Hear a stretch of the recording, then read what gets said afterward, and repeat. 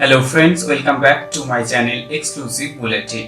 এই এপিসোডে আমরা যাব পাহাড় জঙ্গল ঘেরা গ্রাম ঝাড়গ্রাম। সঙ্গে থাকছে বেলপাহাড়ি।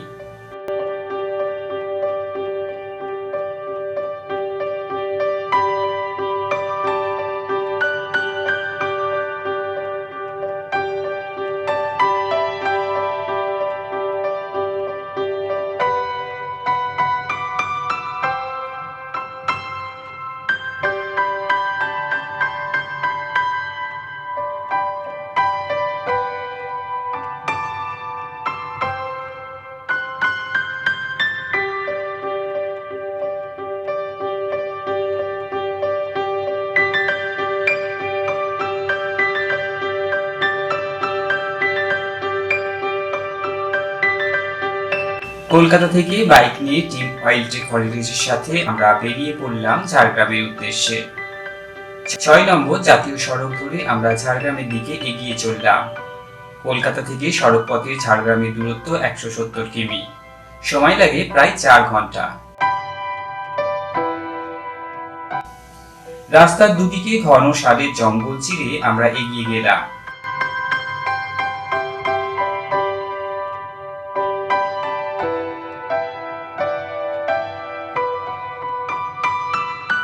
ঝাড়গ্রাম স্টেশনের কাছাকাছি একটি হোমস্টেতে এসে আমরা উঠলাম।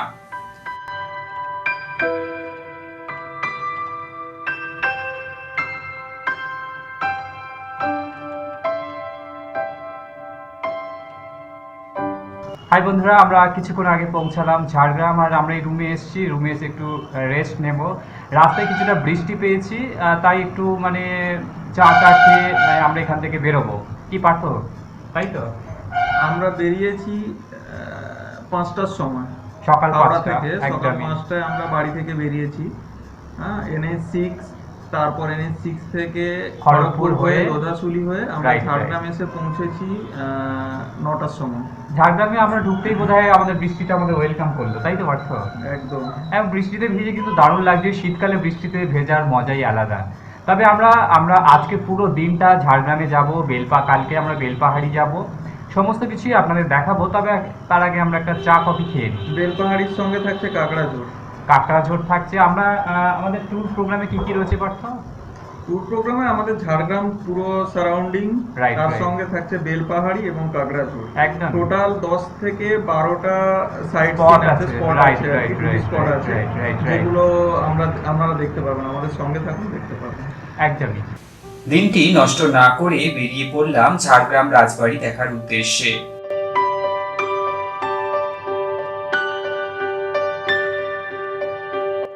ঝাড়গ্রাম রাজবাড়ির প্রাঙ্গণে ঢুকলে আপনার মন জুড়িয়ে যাবে।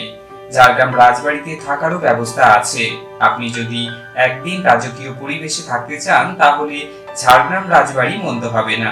তবে রাজবাড়িতে থাকতে হলে আগে থেকে রুম বুক করে আসতে হবে।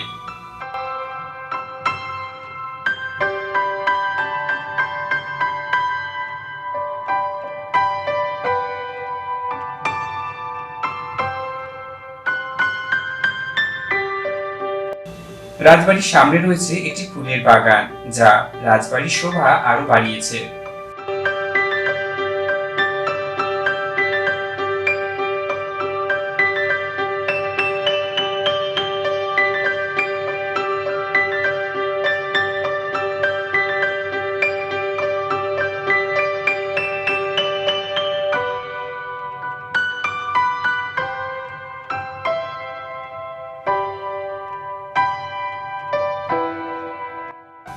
ঝাড়গ্রাম রাজবাড়ি ঘুরে আমরা এলাম চিল্কিগড় কনক দুর্গা মন্দির। মন্দিরের গেটের সামনে বাইক পার্ক করে আমরা মন্দির পরিদর্শনের জন্য এগিয়ে চললাম। মন্দির প্রাঙ্গণে প্রবেশ পথ লতা গুল্ম আর ভেষজ গাছগাছালিতে পরিবেষ্টিত। মন্দির প্রাঙ্গণে হনুমানের ব্যাপক উৎপাত। যদি কোনো খাবার দাবার সঙ্গে থাকে তাহলে একটু সাবধানে রাখবেন। সুযোগ পেলে কখন যে আপনার হাত থেকে ছিনিয়ে নিয়ে যাবে তা আপনি বুঝতেই পারবেন না। অনেকে আবার ভালোবেসে তাদের খাবারও দিয়ে থাকে।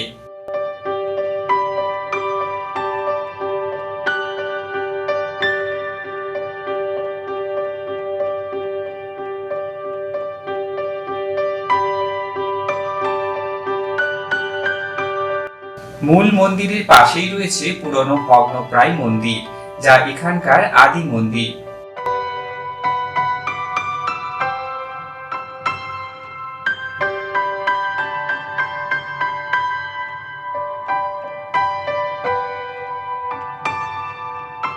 মন্দিরের বাঁ দিক থেকে একটি সরু রাস্তা নেমে গেছে। রাস্তা বরাবর হেঁটে গেলেই পাশেই দেখতে পাবেন ডুলুং নদী।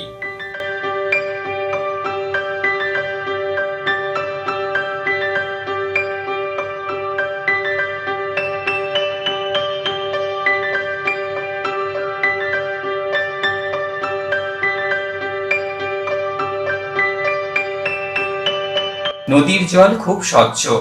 দেখলাম পরন্ত দুপুরে কচিকাচারা নদীর জলে ঝাঁপ দিতে ব্যস্ত। বর্ষায় এই নদী ভয়াবহ রূপ ধারণ করে। এবার আমরা দেখব চিল্কিগড় রাজবাড়ি। ঝাড়গ্রাম রাজবাড়ির মতো ঝাঁ চকচকে না হলেও রাজবাড়ির প্রাচীন দুর্গটির দিকে তাকালে ইতিহাসের অনেক কথা মনে পড়বে।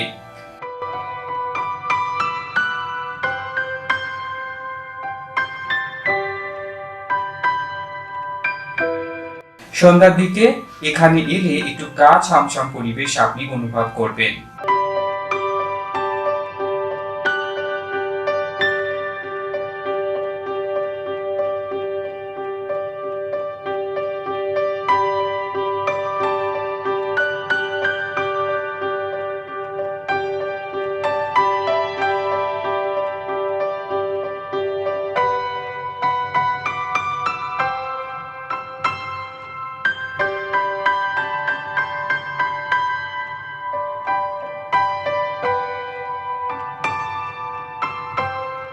ঝাড়গ্রামে রয়েছে একটি মিনি চিড়িয়াখানা।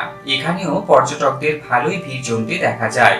চিড়িয়াখানায় প্রবেশ করতে জনপ্রতি খরচ হয় 10 টাকা।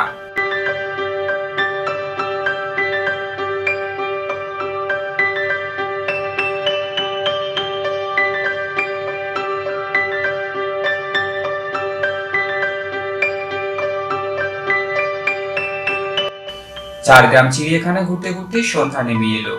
তাই আজ আর নয়, কাল খুব সকালে বেরিয়ে পড়বো শাল পলাশের জঙ্গল ঘেরা পরিবেশ বেলপাহাড়ির উদ্দেশ্যে।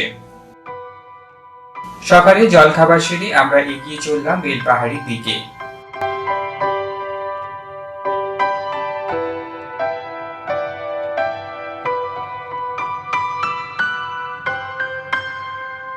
প্রথমে আমরা এলাম ঘাগড়া জলপ্রপাতের কাছে। জলপ্রপাতের জল স্বচ্ছ নীল। স্নান করার জন্য এটি আদর্শ। তবে বর্ষার সময় একটু সাবধানে নামতে হয়, কারণ এই সময় জলের স্রোত খুব বেশি থাকে।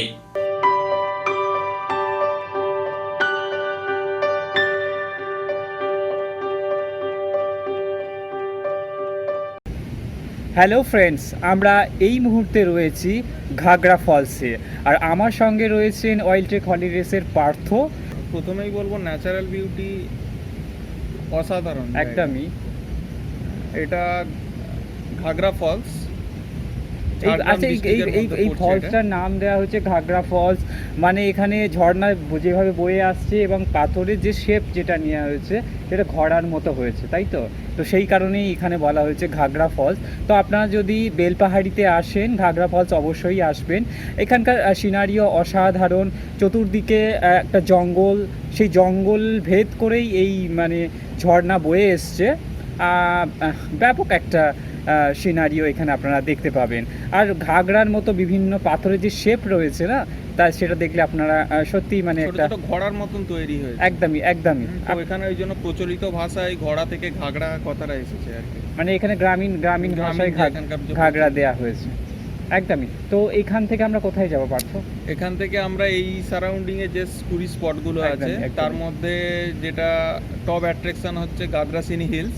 একদম, ওখানে গাগরাসিনি মাতার মন্দির আছে পাহাড়ের উপরে। রাইট। নিচে আমরা গাগরাসিনি আশ্রম আছে। রাইট। এছাড়া এখানে আছে খান্দারানি লেক আছে। খান্দারানি লেকও আমরা যাব।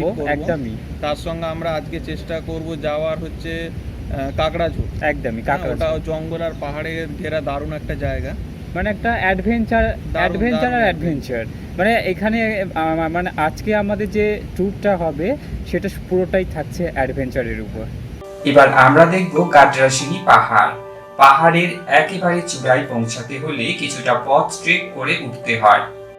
পাহাড়ের চূড়ায় রয়েছে মন্দির। ঘন জঙ্গলে পরিবেষ্টিত এই পাহাড়, পাথুরে পথ বেয়ে আমরা পৌঁছালাম একেবারে চূড়ায়।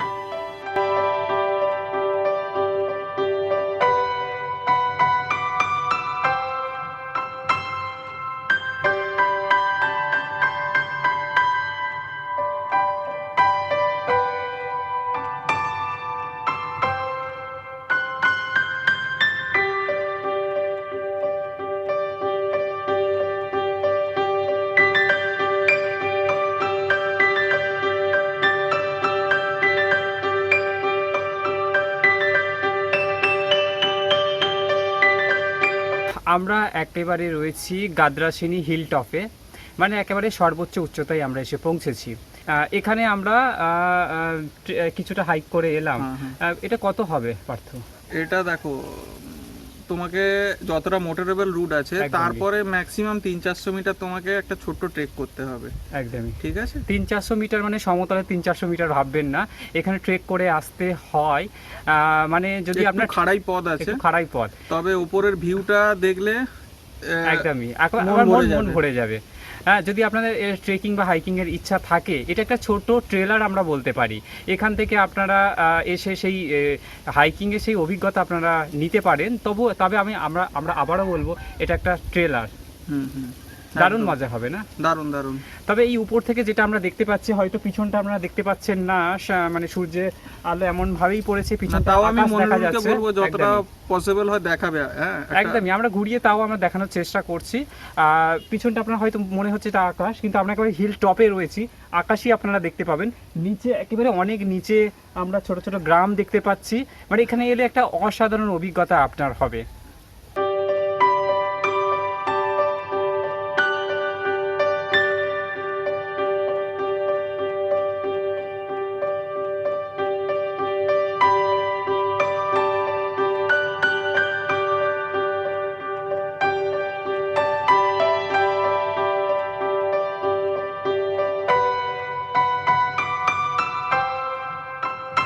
বেলপাহাড়ির খান্দারানী লেকের সৌন্দর্য কোনো অংশেই কম নয়। লেকের চারপাশে শাল পলাশের জঙ্গল। শীতকালে এখানে প্রচুর পরিযায়ী পাখিদের সমাগম হয়।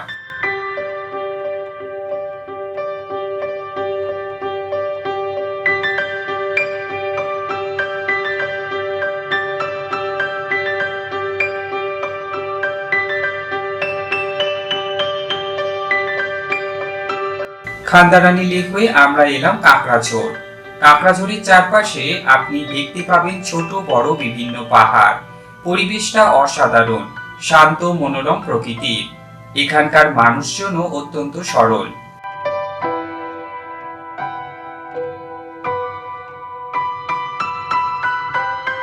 কাঁকড়াঝোড় জঙ্গলে কিছুটা সময় কাটালাম, এবার আমাদের ফেরার পালা। শালপলাশের জঙ্গল ফেলে ফিরতে মন না চাইলেও আমরা কলকাতার দিকে রওনা দিলাম।